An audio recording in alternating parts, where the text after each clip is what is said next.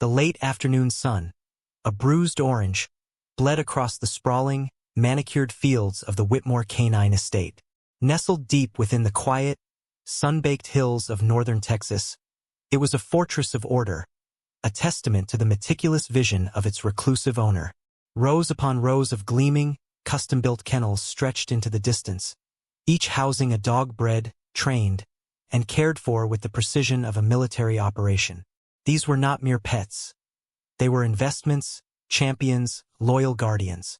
Yet, tucked away in the farthest corner, shrouded by a dense thicket of live oaks, was an enclosure that no one approached casually, a place where the very air seemed to hum with suppressed violence.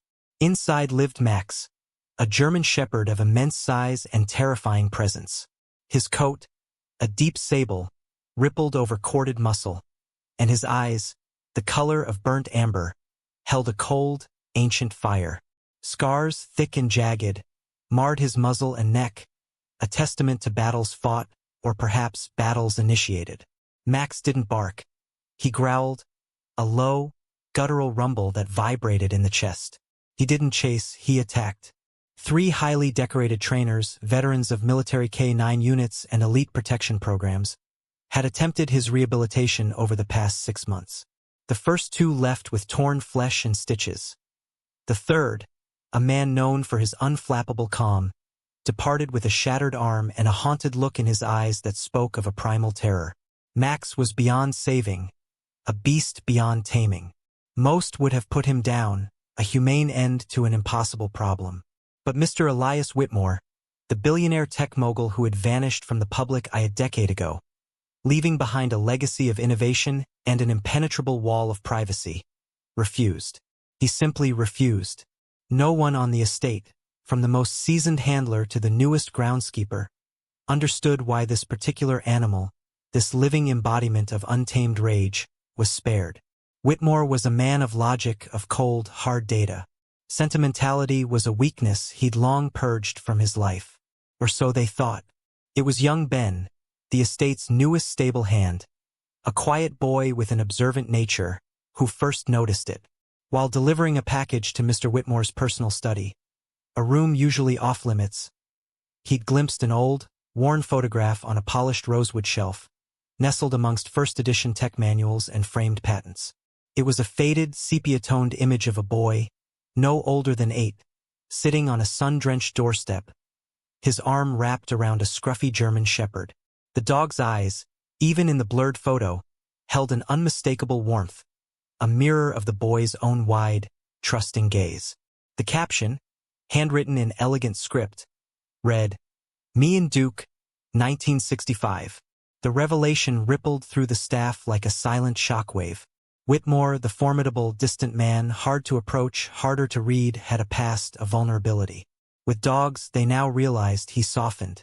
They were his one tether, his last fragile connection to something human, to a past that perhaps held more warmth than his present.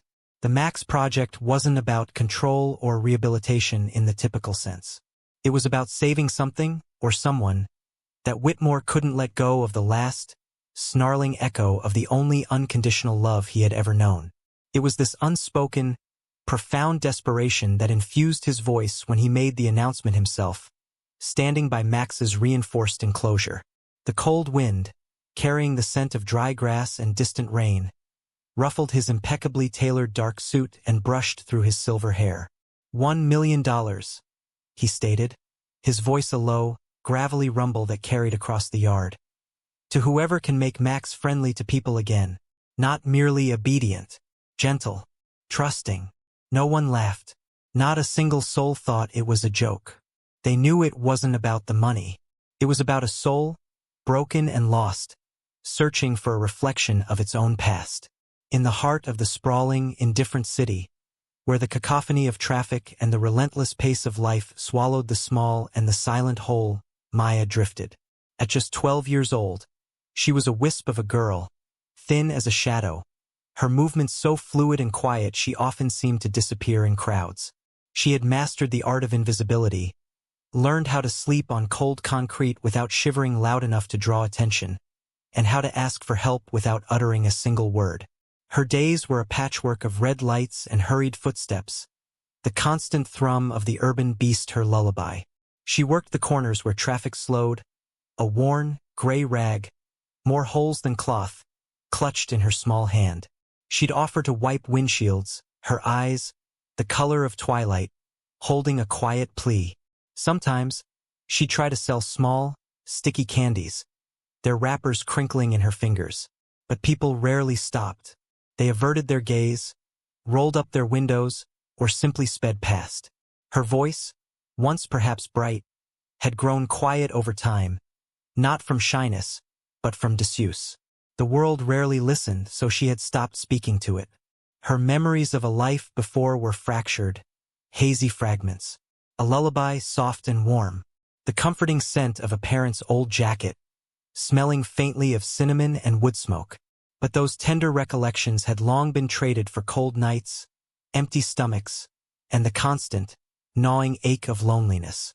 She was a ghost in her own life, tethered only by the desperate hope for something more, something real. One afternoon, hunched beside an overflowing dumpster in a grimy parking lot, picking through discarded fast food containers for anything edible, she overheard two delivery drivers talking. Their truck, a rumbling behemoth, cast a fleeting shadow over her. "Crazy old billionaire," one grunted, wiping grease from his chin. "Offering $1 million for a dog. Can you believe it?" The other scoffed, a dry, dismissive sound. "Not just any dog, man. That shepherd's a demon. Tore up a grown man's arm, they say. No one can get near him." Maya's head, previously bowed, snapped up. Her ears, attuned to the slightest shift in the urban hum, perked. She didn't move. She didn't blink. Just listened, her breath held tight in her chest. "Said anyone who can make it friendly again gets the money," the first driver continued, shaking his head in disbelief. "Like that's even possible."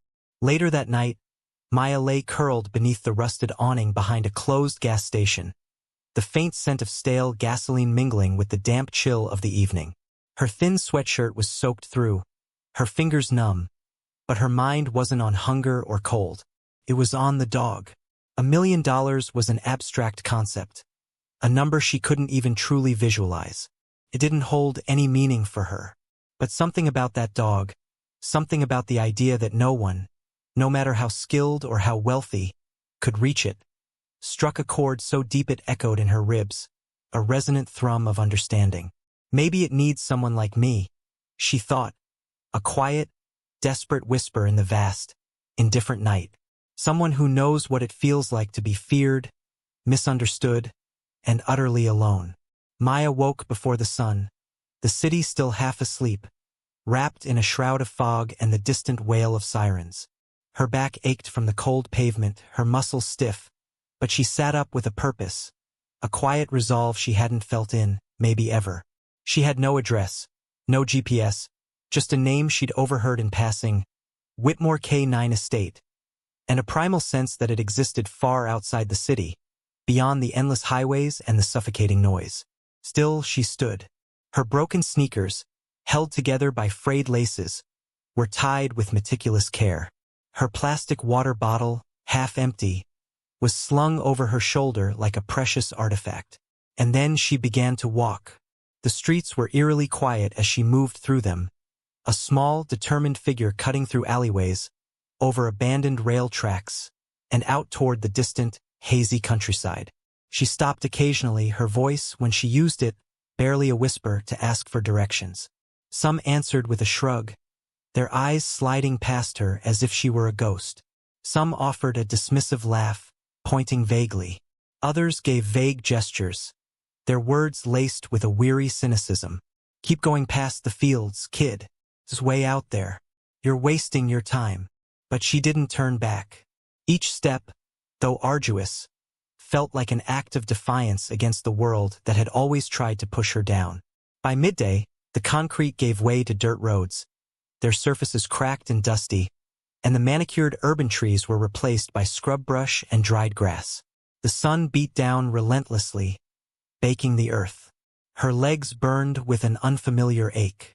Her lips cracked, her throat raw with thirst, Once, she nearly stepped on a coiled rattlesnake, its diamond pattern blending seamlessly with the dust. Twice, she considered quitting, the thought a seductive whisper in her exhausted mind. But something inside her, the part that still hoped despite everything, the part that recognized a kindred spirit in a broken dog, kept pushing forward. As the sun dipped low on the horizon, painting the sky in hues of fiery orange and bruised purple, she saw it. The first tangible sign of the estate. A tall, imposing wooden gate, flanked by formidable iron bars and a pair of silent, unblinking security cameras. Behind it, rolling hills stretched, and buildings, too far to make out clearly, hinted at the vastness of the property. Her stomach rumbled, a hollow, painful echo. Her legs trembled, threatening to give out. But she stepped closer, her small hand resting on the cold metal fence, the rough texture a grounding presence. "I made it," she whispered, the words a silent prayer against the vastness of the Texas sky. She didn't know what she would say, or who would listen, or if anyone would even let her in. But she had walked every single step alone, and that, she knew, meant something. It had to.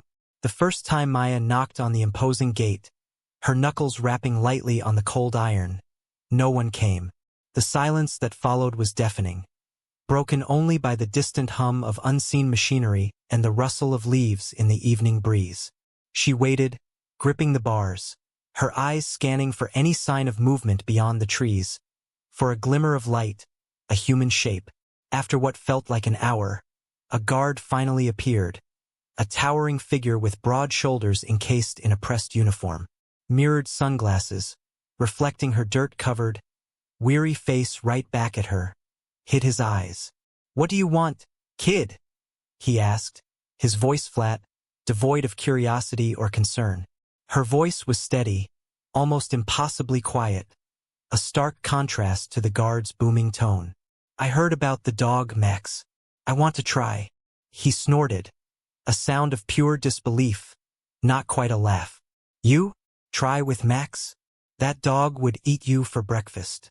He didn't open the gate, didn't ask her name, didn't even pause for a response. He simply turned and walked away, his heavy boots crunching on the gravel path, leaving her alone once more in the encroaching darkness. But Maya didn't leave. That night, she slept curled beside the gate, her threadbare jacket zipped up to her chin, her arms tucked tightly around her knees. Coyotes howled in the distance, their eerie calls echoing across the vast, empty fields. The wind bit at her exposed skin, carrying the chill of the desert night. But she didn't move. She simply endured, a small, unyielding presence against the formidable, unyielding gate. The next morning, as the first pale light of dawn touched the horizon, she was there again, waiting. The same guard emerged, his expression a mixture of annoyance and faint surprise. "Still here? Go home." "I don't have one," she said, her voice a whisper that carried an unexpected weight. By the third day, whispers had started among the staff. The girl at the gate, the one who didn't leave, the one who simply stayed. One of the groundskeepers, a kind-faced woman named Elena, brought her half a sandwich, wrapped in a napkin, leaving it on the ground near the gate without a word. Maya nodded in thanks, eating each bite slowly, meticulously, as if it might disappear if she blinked. The food was a small, unexpected kindness in a world that rarely offered any. On the fourth morning, as the sun climbed higher over the hills, painting the sky in soft hues of rose and gold, Maya was standing in the exact same spot. Her hair was tangled, her face smudged with dirt, her sneakers worn through to the soles, but her eyes, those twilight eyes, were unwavering. She was a silent sentinel, a testament to pure, unadulterated resolve.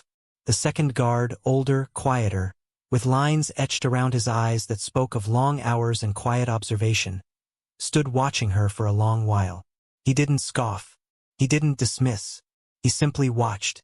Then he spoke into his radio, his voice low and measured. "Sir, there's a kid here. Been coming back every day. Says she wants to meet Max." A pause, filled only with the crackle of static. Then a different voice, deeper, colder. responded. "I'll be there in 10. Maya didn't know who had finally agreed to see her. She didn't flinch, didn't run, didn't even offer a tentative smile. She just waited the same way she always had. Patient, unwavering. The crunch of polished leather boots on gravel was the first sound Maya truly registered. She didn't turn. She didn't need to. The man walking toward her carried the kind of silence that made people straighten up without knowing why. A palpable aura of authority and detachment. His name didn't need to be spoken. Mr. Whitmore, the billionaire, the man behind the $1 million challenge. The recluse who hadn't spoken to the press in over a decade, who had once graced every magazine cover, now lived hidden behind fences and dogs. He wore a dark overcoat despite the rising heat, a stark, almost severe silhouette against the morning light. A deep frown was etched permanently between his silver eyebrows. His posture was firm, proud, deliberate, as if he didn't walk so much as command the ground beneath him. He stopped a few feet from Maya, his presence radiating an almost physical chill.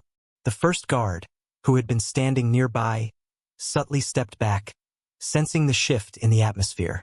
Whitmore studied Maya, his gaze sweeping from her matted hair to her torn shoes, lingering on the determined set of her jaw. His eyes, sharp and unreadable, didn't blink. "You're the one who's been waiting," he stated, his voice flat, a statement, not a question. Maya nodded. "Why?" he asked. Her answer came quietly, a fragile whisper, but without hesitation, without a hint of fear. "I heard no one could reach Max. Maybe that's why I should try." Whitmore's expression didn't change, but something flickered behind his gaze. Surprise, perhaps, or a distant, painful memory. He'd heard countless variations of arrogance and false confidence from the endless parade of trainers and animal behaviorists who had come and gone. But this was different. This was acceptance. "He's not safe," Whitmore said, his voice dropping to a low warning. "I know. And you think you can help him?" "No," she said the word with absolute conviction. "I don't think I can fix him. I just think maybe he doesn't need to be fixed. Maybe he just needs someone to stay." The silence that followed stretched like a taut wire, vibrating with unspoken emotion. The guards shifted uncomfortably. The air grew heavy. Then, slowly, deliberately, Mr. Whitmore removed his mirrored sunglasses, revealing eyes that had seen too much and forgotten too little. They were weary, shadowed eyes, but in their depths, a spark of something unidentifiable now glimmered. He looked past her, toward the distant kennel, then back at her, his gaze holding hers. "Be here at sunrise," he said, his voice softer than she'd expected. "You'll have one chance. If he so much as nips at you, the challenge is over. And you leave." Maya didn't thank him. She just nodded, calm, certain, like she'd been waiting for that moment her entire life. It was a silent agreement, a pact forged in the quiet understanding of two disparate souls, both profoundly alone. The sun hadn't fully risen when Maya stepped into the vast, dew-kissed yard. The grass, still damp under her worn sneakers, left cold trails on her bare ankles. The morning air held a sharp chill that bit through her thin hoodie, but her fingers trembled not from cold, but from a mixture of anticipation and a deep, unfamiliar sense of purpose. Today wasn't about being warm or fed or safe. It was about being brave. Across the sprawling field, handlers were already preparing, their movements efficient, practiced. One of them walked over to the far corner of the enclosure, where a thick, reinforced post, sunk deep into the earth, stood like an ancient monument. Attached to it was a long, heavy-duty tether, coiled like a sleeping snake. Max hadn't been allowed to roam freely in months. Not since the incident with the last trainer, the one with the shattered arm. Mr. Whitmore stood to the side, his arms folded tightly across his chest. His jaw clenched, a muscle twitching almost imperceptibly at his temple. His expression betrayed nothing, a mask of controlled anticipation, but his rigid presence spoke louder than words. He needed to see this for himself. This wasn't just a test for the girl. It was a final, desperate gamble for him. The second Max appeared, Led by two handlers, the air itself seemed to turn electric. Every heartbeat on that vast field seemed to synchronize with his low, guttural growl. His sable coat gleamed, taut over lean, powerful muscles. His ears were perked, swiveling, his body a coiled spring of alertness. His teeth, large and white, were slightly bared, a silent, primal warning. The handlers clipped the heavy tether to his thick, reinforced collar and stepped back immediately, their eyes weary, their faces pale. Max snarled, a deep, resonant sound that vibrated in the ground, and lunged against the chain with a terrifying force that rattled the post. Dust kicked up around his paws. He paced in tight circles, pulling, testing the limits of his confinement, his amber eyes fixed on Maya. Maya didn't flinch. She stood just beyond the length of the tether, far enough to stay safe, but close enough to be seen. She didn't speak. She didn't wave. She didn't challenge. She simply knelt, slowly, deliberately, her small frame a study in stillness. No tools, no commands, no tricks. Just stillness. Just presence. Max barked, a sharp, threatening explosion of sound that ripped through the morning calm, then lunged again, muscles straining, a torrent of raw, untamed power. The chain held. He continued to pace, a caged storm, watching her, waiting for a reaction, for fear, for retreat. And Maya? She waited too, quiet, steady, present. Minutes passed, 10, then 15.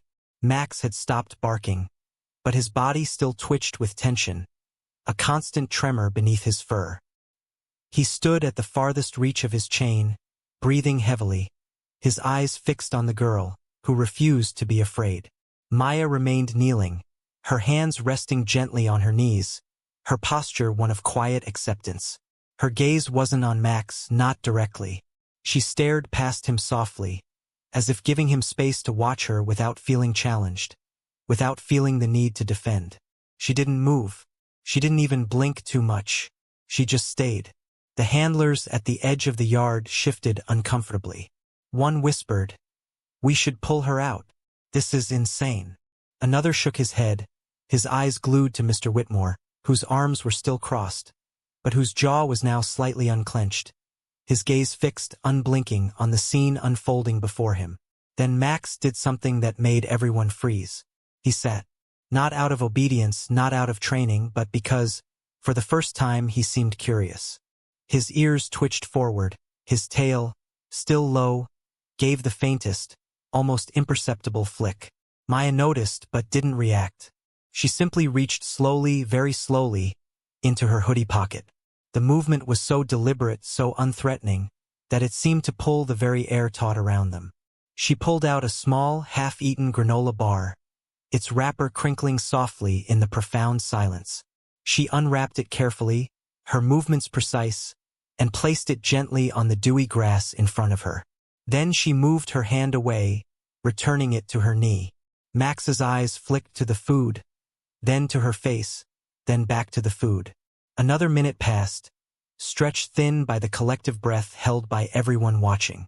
He stood again, a new, tentative energy in his movements. He took one cautious step forward, the chain clinking faintly, then another, and another, until he reached the edge of the tether, inches from the granola bar, inches from Maya. He didn't snarl. He didn't growl. He just stood there, breathing heavily, his massive head inches from her small, upturned face. Maya lowered her eyes, never making direct contact, her gaze soft, accepting. She whispered, just loud enough for only Max to hear, her voice a bomb in the tense air, "It's okay. I'm not here to make you do anything. I just want to be here." Something in Max shifted, like a thread pulled loose from a long, complex knot of fear and trauma. The sound of her voice, its incredible softness, its utter lack of demand, its pure, unadulterated acceptance. It stirred something buried deep within him. A memory, perhaps, a forgotten warmth. It felt like the echo of a love he'd once known, a bond that had been shattered and lost to the unforgiving world.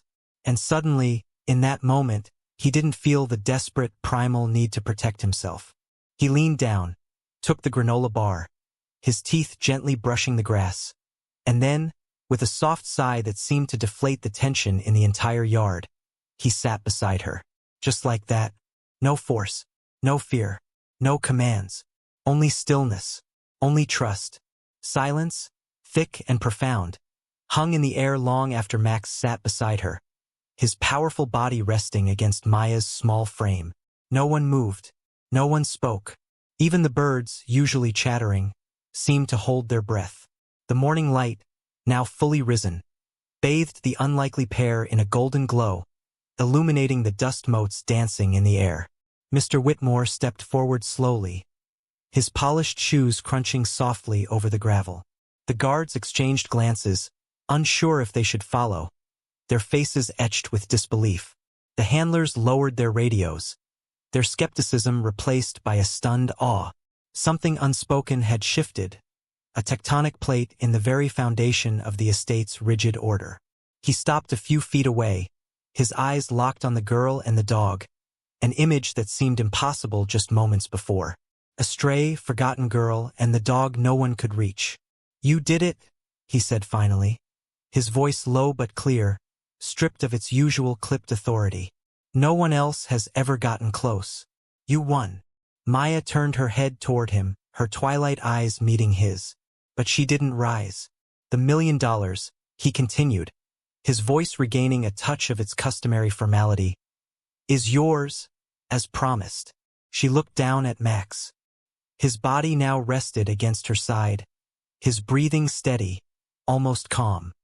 His head was turned towards her, his amber eyes, no longer burning with cold fire, but with a quiet alertness, followed her every subtle movement.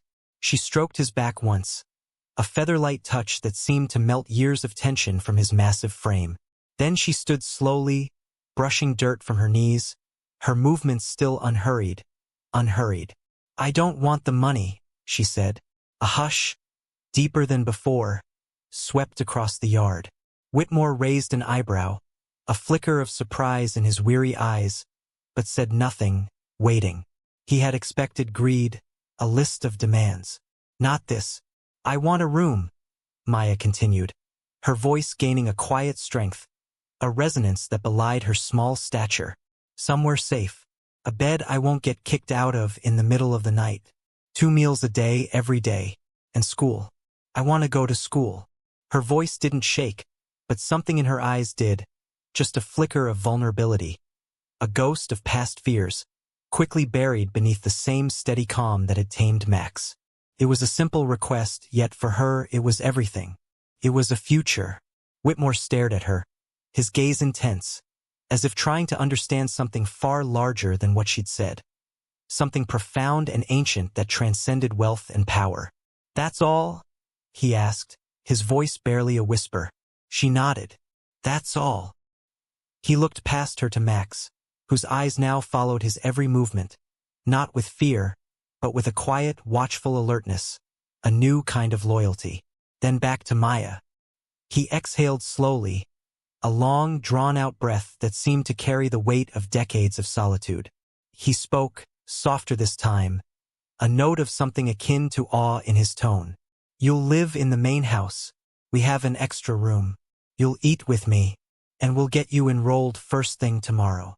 Maya didn't cry, not out loud, but her shoulders, which had carried the invisible burden of the streets for so long, relaxed for the first time in years.